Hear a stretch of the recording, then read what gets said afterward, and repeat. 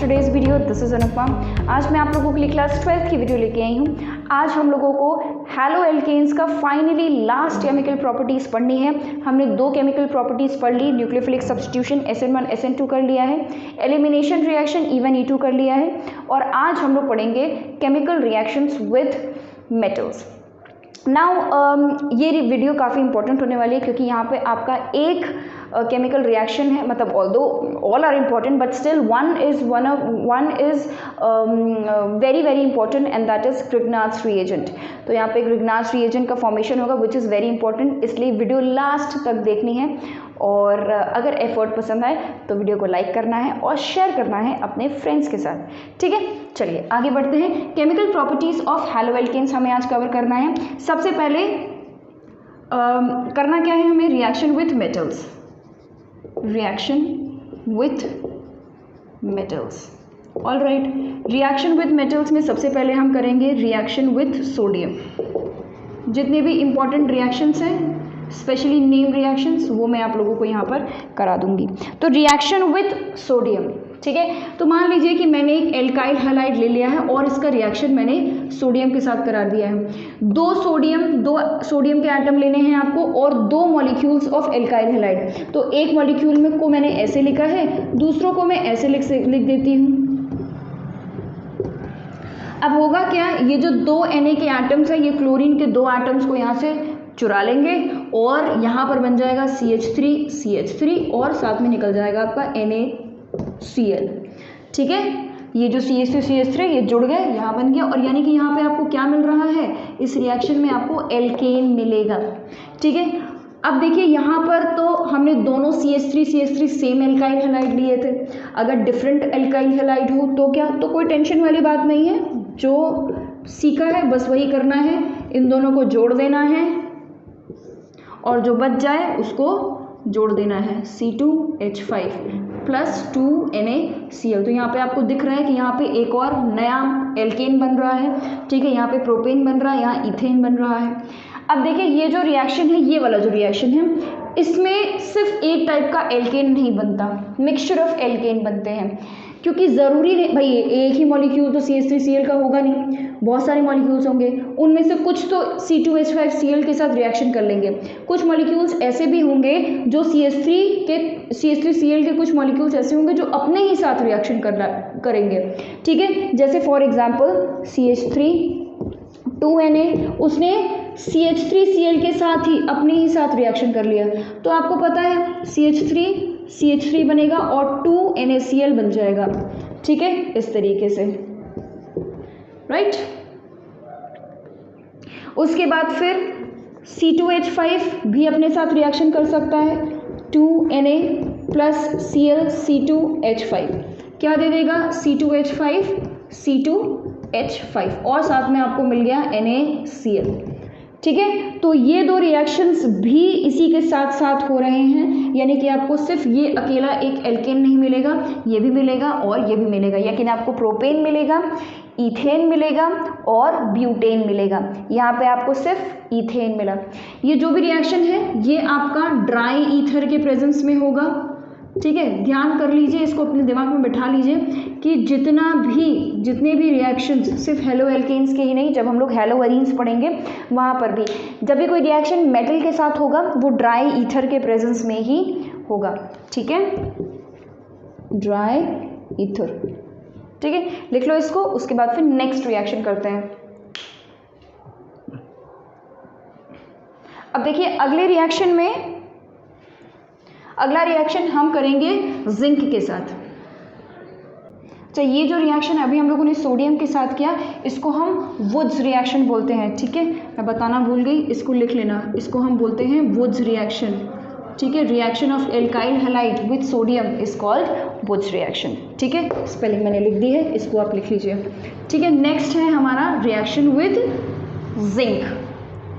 Reaction with zinc के साथ same इसी तरीके से रिएक्शन होगा। मान लीजिए CH3Cl हमने ले लिया है और जिंक ले लिया है, वहाँ पे हम 2 सोडियम लेते थे, यहाँ पे सिर्फ हम 1 जिंक लेंगे, ठीक है, प्लस Cl CH3, सब कुछ एकदम सेम होगा। जिंक 2 क्लोरीन एटम को चुरा लेगा और यहाँ पर बाकी जो बचा उसको जोड़ दीजिए और साथ में बन गया आपका ZnCl 2, तो यहाँ पे आपको एल्केन मिल रहा है, जैसे आपको सोडियम के साथ मिला वैसे ही।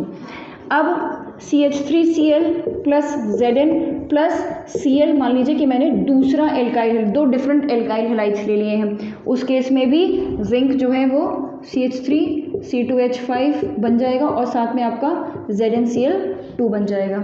ठीक है, आगे अभी मैंने आपको बताया कि ये अकेला ज़रूरी नहीं कि सारे इसके मॉलिक्यूल्स इसी के साथ रिएक्शन करें, अपने साथ भी कर सकता है, तो ये चीज़ यहाँ पर भी होगी।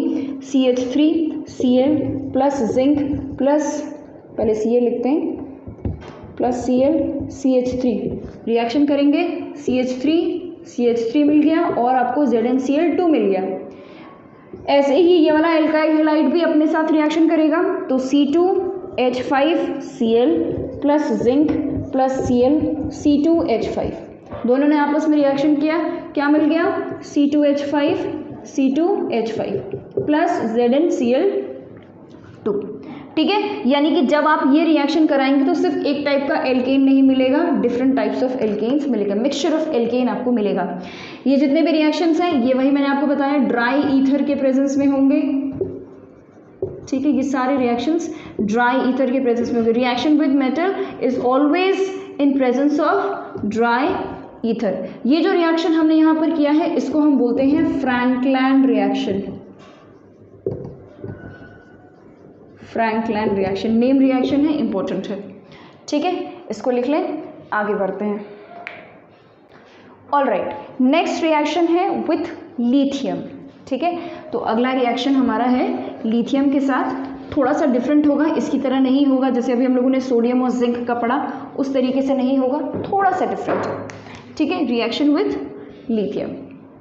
नाउ जब हम लिथियम के साथ रिएक्शन करते हैं तो जैसे मान लीजिए कि मैंने CH3Cl ले लिया और मैंने इसके साथ इसका रिएक्शन कराया है लिथियम के साथ, तो क्या बनेगा, दो एटम्स ऑफ लिथियम लेंगे आप, ये बन जाएगा CH3Li प्लस LiCl।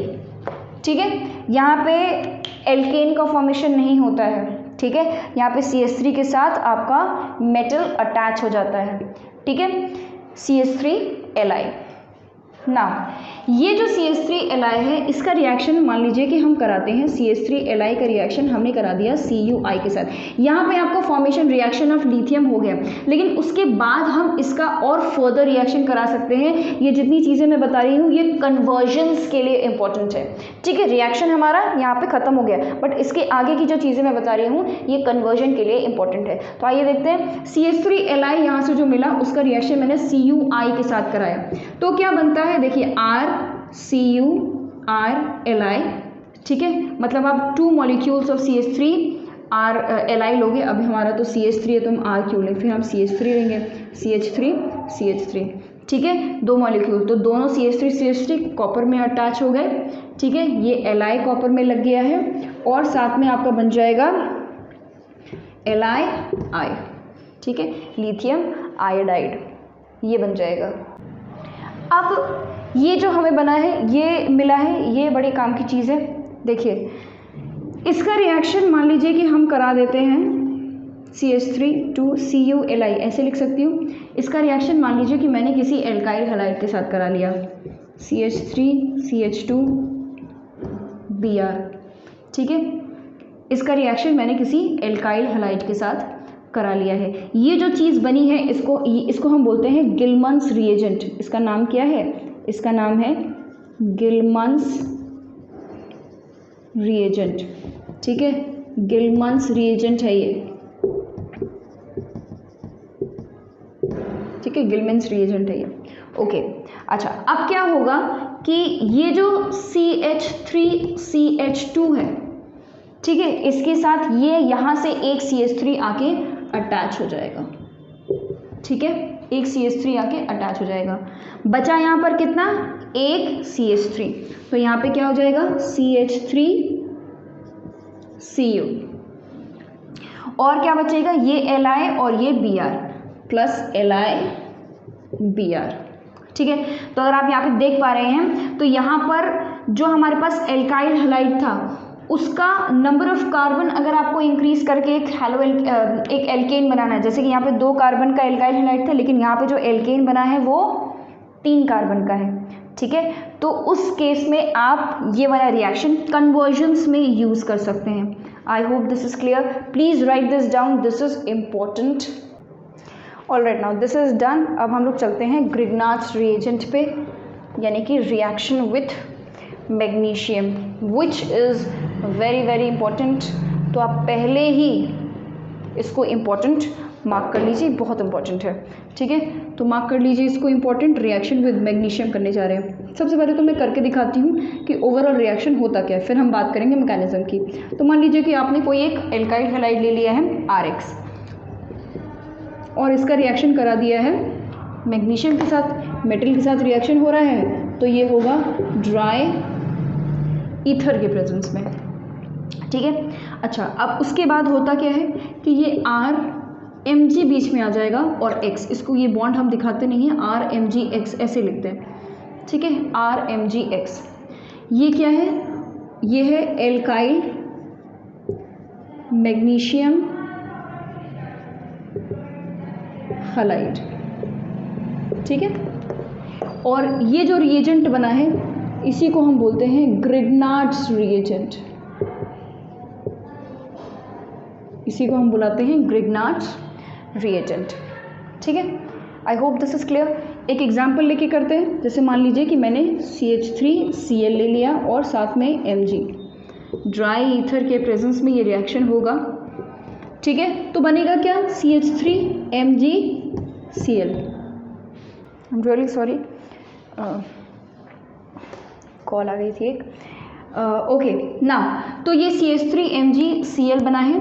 CH3MgCl मतलब कि मिथाइल मैग्नीशियम क्लोराइड, ठीक है, इसका नाम क्या है, मिथाइल मैग्नीशियम क्लोराइड, ठीक है। आइए बात करते हैं मैकेनिज्म की। मैकेनिज्म, ठीक है, मैकेनिज्म है। देखो सबसे पहले क्या होगा, मैग्नीशियम कितने इलेक्ट्रॉन्स लूज करता है, 2 इलेक्ट्रॉन्स लूज करता है। मान लीजिए कि मैग्नीशियम ने 2 इलेक्ट्रॉन नहीं लूज किए, उसने सिर्फ 1 ही इलेक्ट्रॉन लूज किया, तो मैग्नीशियम ने 1 इलेक्ट्रॉन लूज किया। जब मैग्नीशियम 1 इलेक्ट्रॉन लूज कर देगा तो उसके ऊपर आ जाएगा प्लस चार्ज, ठीक है, और उसके आउटर मोस्ट शेल में अब 1 इलेक्ट्रॉन रह गया, 2 थे, 1 लूज कर दिया, 1 रह गया, वो हम इसको इस तरीके से दिखाते हैं फ्री रेडिकल, ठीक है। तो ये एक इस तरीके से मैग्नीशियम की एक स्पीशी बनेगी जिसमें कि मैग्नीशियम प्लस चार्ज भी है और मैग्नीशियम फ्री रेडिकल भी है, ठीक है। ये है पहला स्टेप। दूसरा आपका RX अगर हम लेते हैं तो RX में क्या होगा, होमोलिटिक फिजन होगा, ठीक है। RX में हुआ होमोलिटिक फिजन। होमोलिटिक फिजन होने के बाद ये तो बन गया है R फ्री रेडिकल। ये जो X है ये बनेगा R फ्री रेडिकल, मतलब इसके आउटर मोस्ट शेल में 1 इलेक्ट्रॉन एक्स्ट्रा है, मतलब ये वाला एक्स्ट्रा क्या है, इसी का 1 इलेक्ट्रॉन है।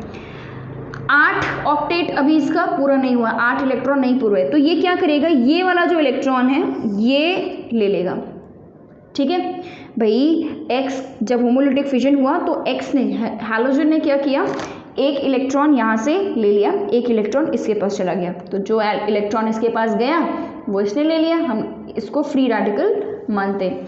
इसी तरीके से इसका भी एक फ्री रेडिकल बनना चाहिए, पर ये क्या करता है, ये 1 इलेक्ट्रॉन, ये जो मैग्नीशियम ने लूज किया था वो वाला इलेक्ट्रॉन ले लेता है। अब क्योंकि इसने कहीं और से इलेक्ट्रॉन लिया है इसीलिए इसके ऊपर माइनस चार्ज, ठीक है, इसके ऊपर माइनस चार्ज। अब ये जो तीनों स्पीशीज़ बनी है इन सबको ऐड कर दो, ठीक है। कैसे ऐड करना है, देखिए यहाँ पे हम लिखते हैं R free radical plus Mg plus X negative, ठीक है। तब होगा क्या, R फ्री रेडिकल और Mg फ्री रेडिकल के बीच में बनेगा बॉन्ड, ठीक है, कोवलेंट बॉन्ड, ये बन गया RMg, और ये है पॉजिटिव और ये है नेगेटिव, ठीक है। आपको पता होगा कि पॉजिटिव और नेगेटिव चार्जेस के बीच में कोई बॉन्ड, मतलब एक फिजिकल बॉन्ड नहीं बनता, कोई ओवरलैपिंग जैसी चीज़ नहीं होती है। यहाँ पे एक फोर्स ऑफ अट्रैक्शन होता है, ये हाईली पॉजिटिव है, ये हाईली नेगेटिव है, तो इनके बीच में फोर्स ऑफ अट्रैक्शन है, जिसको हम आयनिक बॉन्ड बोलते हैं, ठीक है। तो ये बन गया है, यहाँ पर है कोवलेंट बॉन्ड और यहाँ बन रहा है आयनिक बॉन्ड, ठीक है। अब हमें बात करनी है कुछ ग्रिग्नार्ड रिएजेंट के बारे में। उससे पहले आप ये सब लिख लें ताकि इसको इरेज कर दिया जाए। लिख लो इसको। ऑलराइट, अब बात करते हैं, ध्यान रखिएगा कि यहाँ पे एक फ्री रेडिकल बन रहा है, R फ्री रेडिकल बन रहा है और RMgX में कोवलेंट बॉन्ड है और आयनिक बॉन्ड, दोनों टाइप के बॉन्ड्स हैं। चलिए अब बात करते हैं ग्रिग्नार्ड रिएजेंट के बारे में। देखो ग्रिग्नार्ड रिएजेंट जो है ये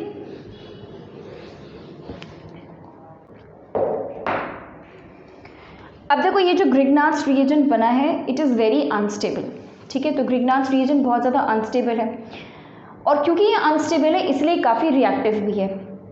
अब क्योंकि ये अनस्टेबल प्रोडक्ट बन रहा है इसीलिए कई बार ऐसा हो सकता है कि रिएक्शन बैकवर्ड्स चला जाए, यानी कि रिएक्शन रिवर्सिबल हो जाए, लेकिन रिएक्शन रिवर्सिबल नहीं होना चाहिए reversible. Why? Because Grignard reagent जो प्रोडक्ट बन रहा है वो बहुत अनस्टेबल है, बहुत रिएक्टिव है, तो वो दोबारा डिकम्पोज हो जाएगा और दोबारा अपना रिएक्टेंट बना लेगा। रिएक्शन जो है वो रिवर्सिबल डायरेक्शन में चला जाएगा, बैकवर्ड्स डायरेक्शन में चला जाएगा।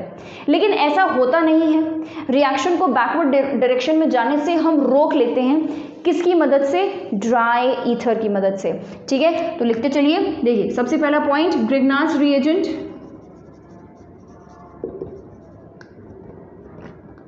reagent is unstable and hence reactive, काफ़ी रिएक्टिव है, ठीक है। The reaction